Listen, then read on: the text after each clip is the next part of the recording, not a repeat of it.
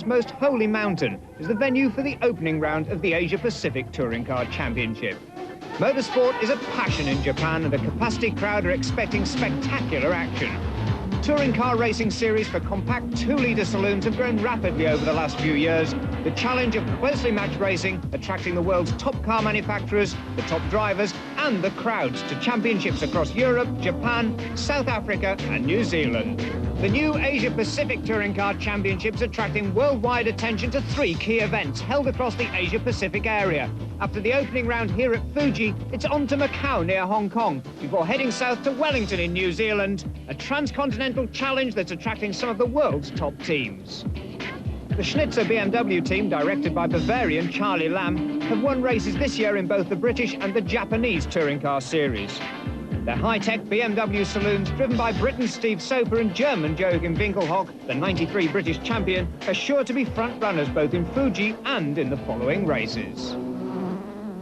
I hope not. I don't know about Team Models for the Asia Pacific Cup, but my advantage is I have a lot of experience in Macau, which is a really good thing for me.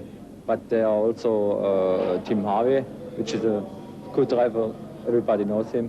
Steve Soper and Justin Bell. So I think, and also in New Zealand I think is Paul Redisich there.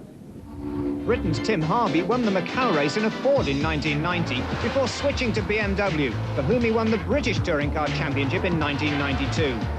At the end of his championship-winning year, he transferred to the French Renault team, using his skills for the past 2 years to develop the front-wheel drive Laguna saloon into a race winner. But now he's back in a rear-wheel drive BMW at Fuji, a car which needs a different driving style.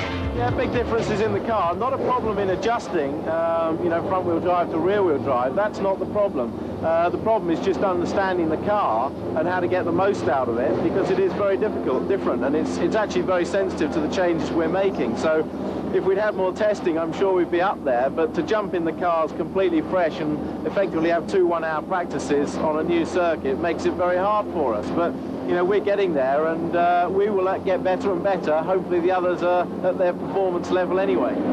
The European drivers found the going tough when the qualifying sessions were hit by heavy rain, and the regular runners from the Japanese Touring Car Championship, Hoshino and Hosseimi, were at the head of the field for the first of the 2 heats, ahead of Asia-Pacific Championship runners Aida and Kageyama in their Nissan Sunnies.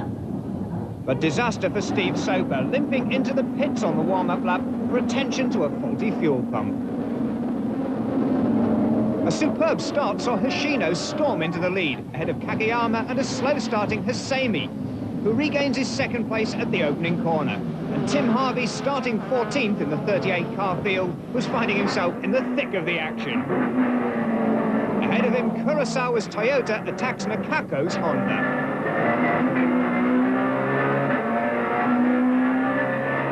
Behind him, there was even more drama, with Giambattista Buzzi's Alfa Romeo and a number of other cars too blocking the track.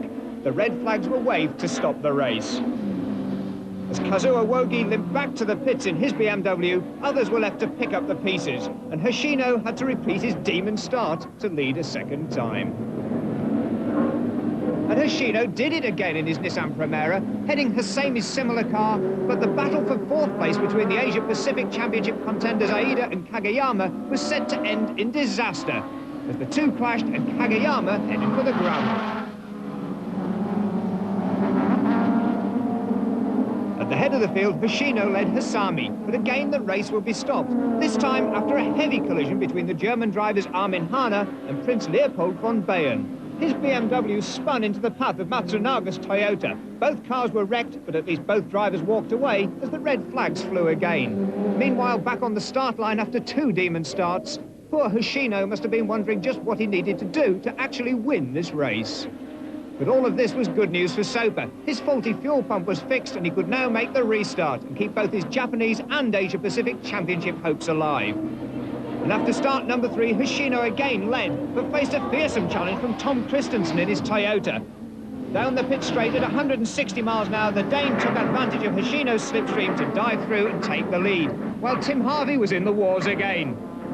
Fighting for 17th place, he gets snookered by the spinning Honda of Nakako, and the Opel Vectra of Anthony Reid storms by on the grass, fighting his way up the field from 31st place on the grid. Soper too was in an epic race in his BMW. After starting last thanks to those fuel pump problems, he stormed through the field to battle for 3rd place. Meanwhile, the battle for the lead was a classic, with Christensen using all of his skill to hold off the wily Hoshino as the handling of the Dane's Toyota deteriorated. But the race was over for Soper. After claiming 3rd place and starting last, a repeat of the fuel pump problem brought the BMW to a halt within 3 laps of the finish. And Christensen too was in trouble. Watch the Toyota's front wheel as he exits Suntory curve. A broken suspension upright puts him out with 2 laps to go.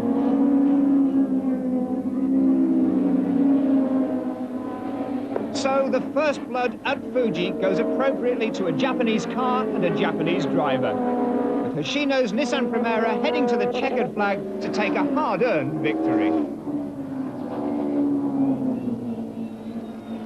Joining Hoshino on the victory podium, a Scotsman Anthony Reid, who fought his way from 31st to 2nd in the Opel, and German Joachim Winkelhoff, the top driver eligible to score Asia-Pacific Championship points, as Japanese drivers Hasemi, Suzuki and Sakia complete the top 6.